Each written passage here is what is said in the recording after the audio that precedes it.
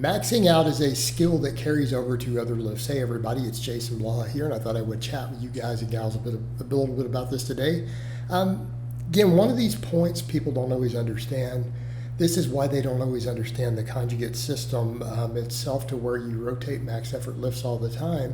Because in many people's minds, they'll see a heavy good morning, someone do a max on it, and they're like, what's the point of that? It's not even close to a contest lift.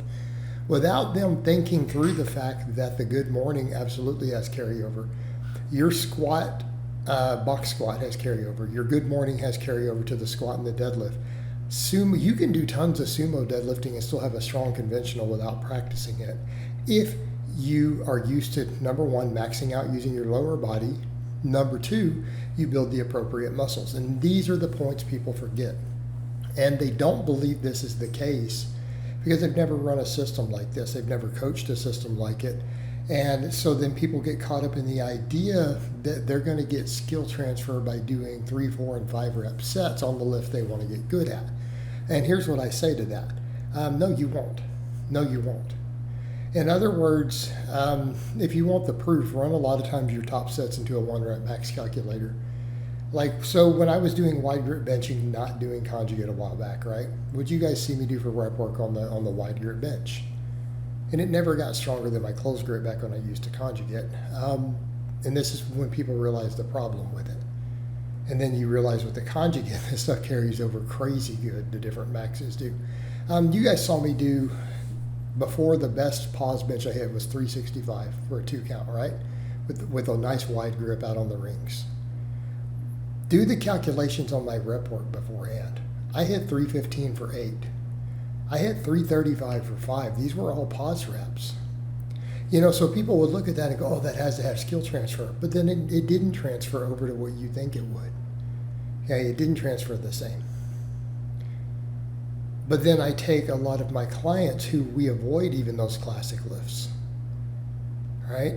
And then they just hit PR after PR. Like I've had a client, for example, and this is one of a number. He was a good case study because I ran him on conjugate for 2.5 years. We took him from a 440 squat up to a 505 squat. We didn't squat. We did box work. We did mostly box squats. We did lots of speed boxes, leg press, good morning. He got built up his good morning up to 500 pounds. Okay, we walked in and hit a 500-pound good morning, so we knew we had a squat PR. He walked in and hit a 505 squat. This guy weighed 175 pounds, so we need a context for that, okay? We got a 175-pound drug-free, drug-tested lifter to a 505 squat. I did it coaching him in 2.5 years, and I put up the footage of this stuff without doing much back squatting because we maxed every week on something else. What did we max on? Box squats with a safety bar, box squats against bands, pin squats. About every 10 weeks or so, we would do a back squat. Like a normal traditional back squat, only when we wanted to test it. Well, what do you think happened? He PR'd every single time.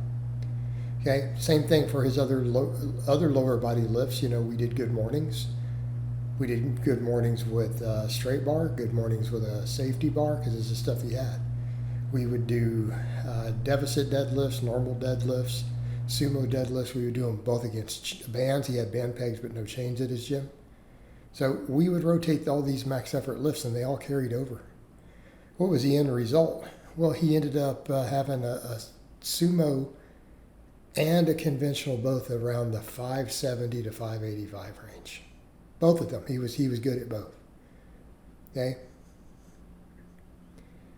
We only did them really for maxes in that sort of spaced out rotation. We hit some type of deadlift max about once every 2 to 3 weeks for him, of varying types. He still got to those lifts. We did speed work. We rotated 3-week waves for him, sumo and conventional back and forth. Did all that box work. He did good mornings, leg presses, box jumps. Right? So we did all those things. And he got to those lifts. Well, people say, well, what about his benching? Well, it was the same way.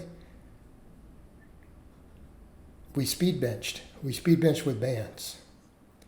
We occasionally did some rep work on it, but the same thing. We would rotate grips, wide grip, medium grip, close grip, floor press, incline bench. Okay, pen benches. We'd rotate them. He benched 325 at that body weight, by the way. Okay?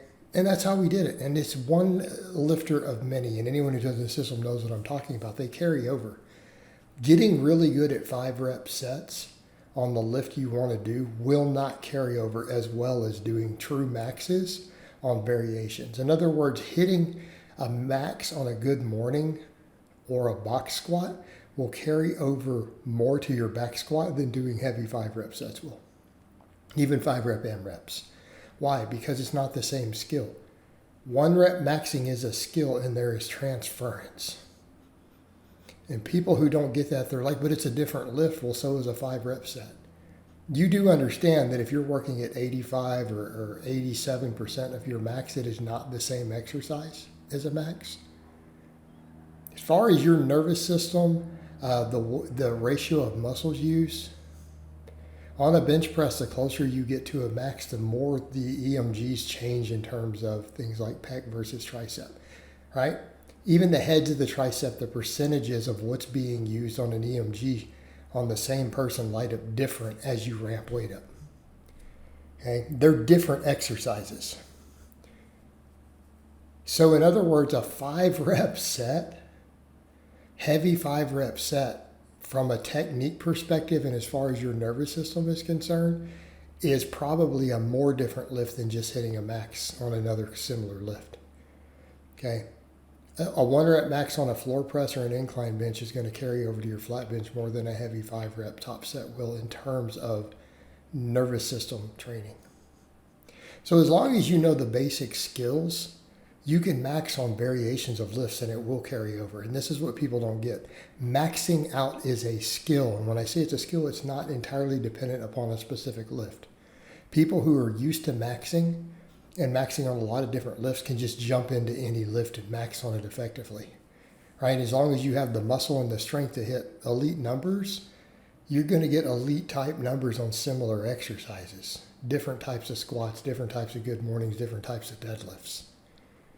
Okay, so we have to understand this.